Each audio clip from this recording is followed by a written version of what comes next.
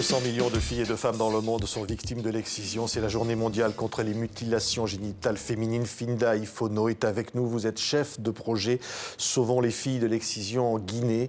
Merci beaucoup d'être là. Vous êtes avec l'ONG Plan International qui se mobilise pour cette journée contre ce qui frappe des millions, des dizaines, des centaines de millions de femmes, et notamment dans votre pays, la Guinée.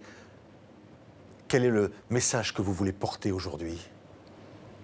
Bien, je vous remercie en cette grande journée internationale tolérance zéro aux mutilations génitales féminines.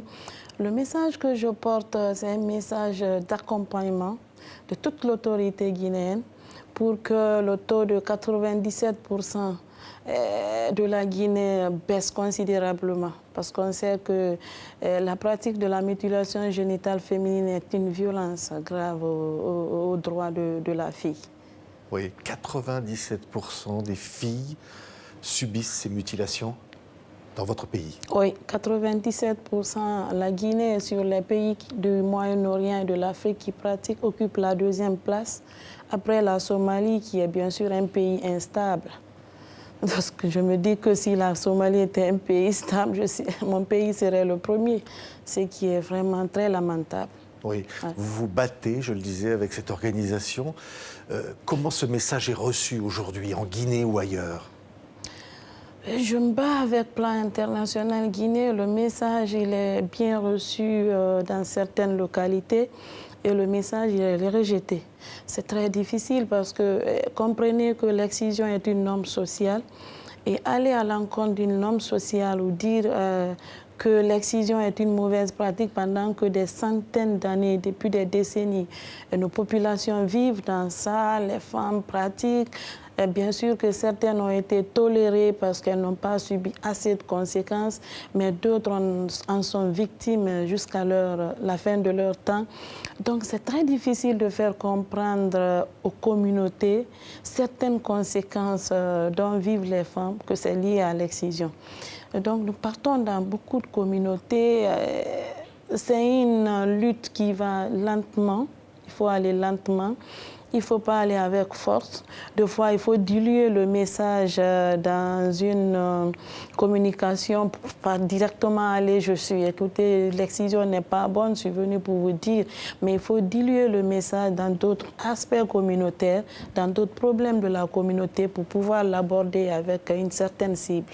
Oui, on va voir des images, parce que c'est un combat, hein. C'est un combat permanent. Il y a comme vous des femmes qui se mobilisent parce qu'elles ont aussi parfois subi ces mutilations, ces violences terribles, et parce qu'elles ne veulent pas que leurs propres fillettes le subissent à leur tour. Écoutez par exemple ces témoignages qui nous parlent en cette journée mondiale contre l'excision. Les douleurs peuvent amener des chocs terribles chez l'enfant et chez la fille.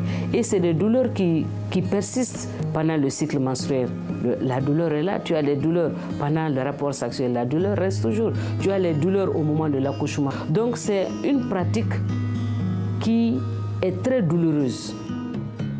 Et ça, il faut le dire et le répéter, Finda. La pratique de l'excision est une pratique très douloureuse.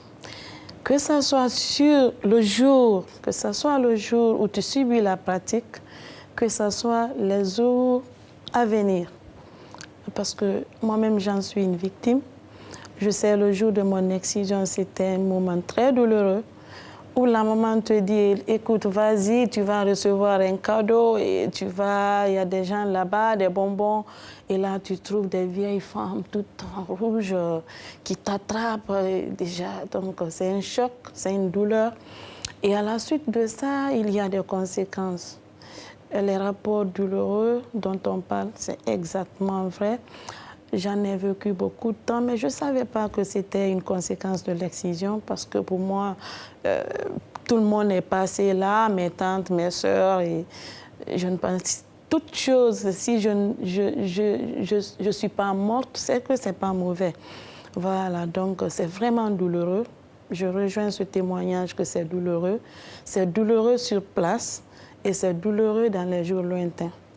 Un jour, vous avez découvert cela, Finda, et vous vous êtes dit, ma nièce de 8 ans et puis ma fille de 2 ans ne subiront pas cela. Ouais. Quand j'ai découvert lors de l'accouchement de mon premier garçon, le médecin me dit, je dis, mais pourquoi je suis grosse, tout ça, mais je ne parviens pas à faire comme toutes les autres femmes. Il me dit, non, l'excision ne t'a pas toléré. Je dis, ah bon, oui. Donc, toutes les fois que tu dois enfanter, il va falloir que tu fasses la césarienne. L'excision est la cause parce que la voie qui devait libérer l'enfant est obstruée. Je dis, sur place, ma prière était que je m'en sorte. Et quand je sortirai, je chercherai partout à travailler pour défendre ceci. Donc, du coup, la nuit, il y a eu une réunion de famille sur le sujet. Écoute, tu as eu du boulot, mais c'est un boulot, nous, on ne veut pas, parce que c'est comme pour trahir la famille. J'ai dit non, ce n'est pas pour trahir la famille.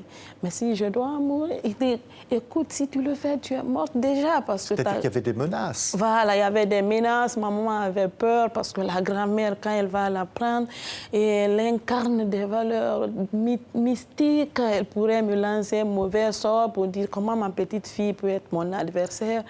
Donc ma maman me dit démissionne. Je dis non, si je dois mourir, parce que je défends une cause noble, je vais mourir en paix. Et je suis allée même lui dire, je dis, Magellan a dit que la Terre tourne, mais il n'est pas aujourd'hui, mais on enseigne en géographie que la Terre tourne. Donc je n'avais pas peur. Merci beaucoup pour ce témoignage, Filda Ifono. Votre petite fille de 2 ans. Ma petite fille de 2 ans, Ariette, elle sera épargnée de l'excision. Mais pour l'épargner de l'excision, ce n'est pas moi qui prends la décision. Il faut que tout le monde décide avec moi. Et pour que tout le monde décide avec moi, il faut que je joue sur tous ces acteurs. C'est ma maman, c'est mon mari, c'est mon frère, c'est mes tantes. Et donc, du coup, de la même manière, je sensibilise dans les communautés. De la même manière, je dois commencer à sensibiliser dans ma famille. Donc, toutes les fois que j'ai une image, un témoignage, je récupère déjà le témoignage, je viens, je fais une séance d'entretien avec la famille, je dis, voyons ensemble ce que j'ai vu. On pourra, vous pensez, Filda, vaincre ça un jour? Oui, je disais que je tiens souvent des entretiens de famille avec mon mari sur lesquels je dois jouer d'abord pour lui faire comprendre que nous devons épargner la fille. Mais là, j'ai déjà l'aval de mon mari parce qu'il a compris, ma famille, mon frère, parce que je peux ne pas avoir longue vie et quitter. Mais là, ma fille va subir. Mais je leur ai dit, même si je ne suis pas là, épargner ma fille de l'excision. Et en même temps, je dois jouer sur l'enfant, sur la petite fille. Je lui dis, elle n'a que 2 ans, mais au fur et à mesure, je lui dirai les conséquences de l'excision. Merci beaucoup, Filda Ifono, chef de projet, donc Sauvons les filles de l'excision pour cette journée mondiale contre les mutilations génitales féminines. Merci pour ce témoignage aujourd'hui. OK. Merci, c'est moi qui vous remercie.